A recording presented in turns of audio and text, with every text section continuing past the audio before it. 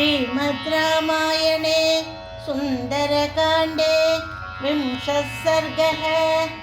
सतां पतिव्रतां दीनां निरानन्दां तपस्विनीं साकारैर्मधुरैर्वाक्यैः न्यदर्शयत रावणः। मां दृष्ट्वा नागनासोरु गुहमानास्तनोदरम् अदर्शनम् इवात्मानं भयान्नेतुं त्वमिच्छसि।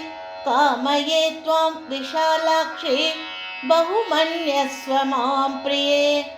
सर्वाङ्गगुणसम्पन्ते सर्वलोकमनोहरे। नेह केचिन्मनुष्या वा राक्षसा कामरूपिणः व्यपसर्पतु ते सीते भयं मत्तः समुत्थितं। स्वधर्मो रक्षसां भीरु सर्वतैव न संशयः। गमनं वा परस्त्रीणां हरणं सम्प्रमत्य वा। एवं चैदत् अकामां तु न त्वां प्रक्ष्यामि मैथिली। कामं कामशरीरे मे यथा कामं प्रवर्तताम्।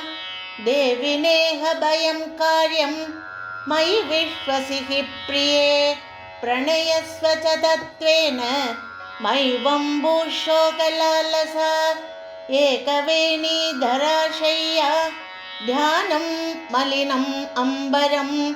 आस्थानेऽप्युपवासश्च नैतान्यौपैकानि ते। विचित्राणि च माल्यानि चन्दनान्यगरूणि च। विविधानि च वासांसि दिव्यान्याभरणानि च। महार्हाणि च पानानि शयनान् आसनानि च। गीतं नृत्यं च वाद्यं च लभ मां प्राप्य मैथिली। श्रीरत्नम् असिमैवम्बुः कुरु गात्रेषु भूषणम्। मां प्राप्य हि कथं नु स्याः त्वम् अनर्हा सुविग्रहे। इदं ते चारु सञ्जातं यौवनं ह्यतिवर्तते। यदधीतं पुनर्नैति शोधशीघ्रमपामिव। त्वां कृत्वोपरतो मन्ये रूपकर्ता स विश्वसृट्। न हि रूपोपमा त्वन्या तवास्ति शुभदर्शने। त्वां समासाद्य वैदेही रूपयौवनशालिनी। कप्पुमानदिवर्तेते साक्षादपि पितामहः। यत् पश्यामि ते गात्रं सीतां सदृशानने। तस्मिन् पृथुश्रोणि चक्षुर्मम निबध्यते। भव मैथिली भार्या मे मोहमेनं विसर्जय। बह्वीनामुत्तमस्त्रीणां मम अग्रमहिषी भव। लोकेभ्यो यानि रत्नानि सम्भ्रमत्याहृतानि वै। तानि मे भीरु सर्वाणि राज्यं चैदत् अहं च ते। विजित्य पृथिवीं सर्वां नानानगरमालिनीं जनकाय प्रदास्यामि तव हेतोर्विलासिनी। नेह पश्यामि लोकेऽन्यं यो मे प्रतिबलो भवेत्। पश्य मे सुमहद्वीर्यम् अप्रतिद्वन्द्वमाहवे। असकृत् संयुगे भग्नाः मया विमृदितध्वजाः। अशक्ता प्रत्यनीकेषु स्थातुं मम सुरासुराः। इच्छया क्रियतामद्य प्रतिकर्म तवोत्तमं। सप्रभाण्यवसज्यन्तां तवाङ्गे भूषणानि च। साधु पश्यामि ते रूपं संयुक्तं प्रतिकर्मणा। प्रतिकर्माभिसंयुक्ता दाक्षिण्येन वरानने। भुङ्क्ष्वभोगान् यथा कामं बिभभीरुरमस्व च। यथेष्टं च प्रयच्छ त्वं पृथिवीं वा धनानि च।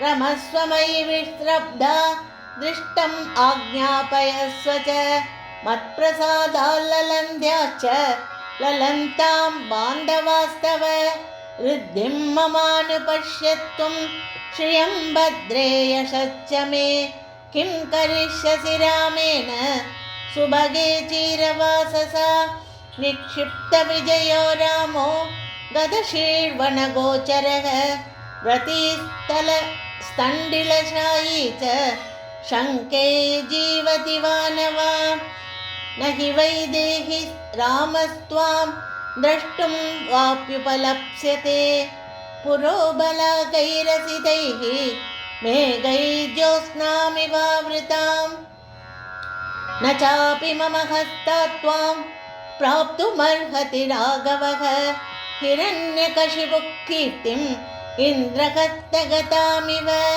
चारुस्मिते चारुदति चारुनेत्रे विलासिनी मनोहरसि मे भीरु सुपर्णपन्नगम्यता क्लिष्टकौशेयवसनां तन्वीम् अभ्यनलङ्कृतां त्वां दृष्ट्वा स्वेषु दारेषु रतिं नोपलभाम्यहम् अन्तःपुरनिवासिन्यः श्रियः सर्वगुणान्विताः यावत्यो मम सर्वासाम् ऐश्वर्यं कुरु जानकी मम ह्यसितकेशान्ते त्रैलोक्यप्रवरा स्त्रियः तास्त्वां परिचरिष्यन्ति श्रियम् अप्सरसो यथा यानि वैश्रवणे शुभ्रू रत्नानि च धनानि च तानि लोकांस शुश्रोणि मां च भुङ्क्ष्व यथा सुखम् न रामस्तपसा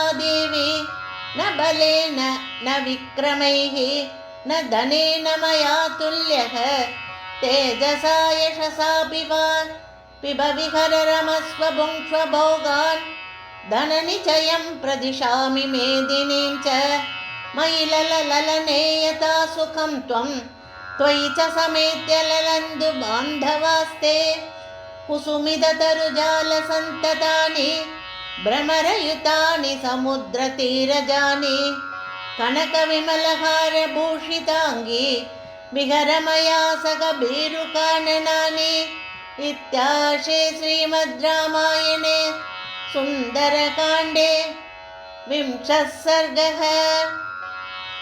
श्रीहरये नमः। श्रीहरये नमः। श्रीहरये नमः। जानकीकान्तस्मरणं जय जय राम राम। आञ्जनेयमूर्ति की जय। सद्गुरुनाथ महाराज की जय।